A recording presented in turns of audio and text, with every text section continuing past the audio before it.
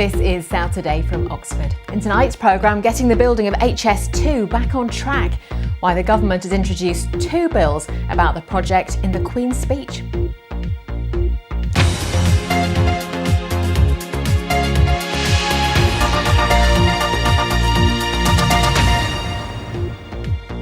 Good evening. The HS2 rail project was falling behind schedule, but the government's speeding up the process has introduced 2 bills about the line in the Queen's speech.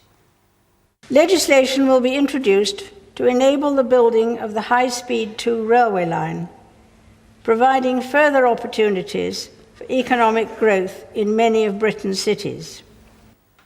Work could begin on the first phase of the controversial route through Buckinghamshire in 2016. The first trains are expected to run in around 2026. But opposition to the scheme is still strong, with some claiming the government is sneaking it in through the back door. I asked our political editor Peter Henley whether that was true.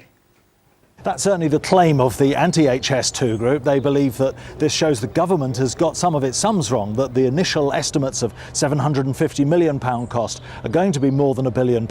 And by using what's called a paving bill before the hybrid bill, they can get some of that money out early. And then maybe when this is presented to an incoming government in 2015, they'll say, well, we've spent a lot of money already, so we're not going to be able to cancel the project. Speaking today, the Stop HS2 campaign said it was an open checkbook for the consultants on this project. So this is releasing yet more money into the hands of consultants so they can advise on this scheme.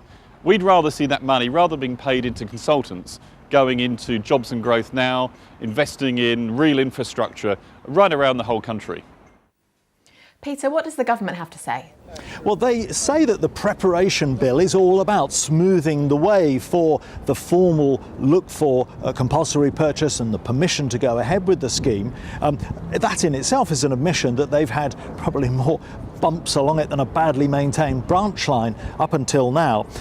But if you approve of the scheme, then it's saying that they're getting on with it quickly, that there's a sense of urgency about this. If you disapprove, of course, then this is something you don't want. And it does seem strange that out of 15 bills presented in the Queen's speech today, 2 are about HS2.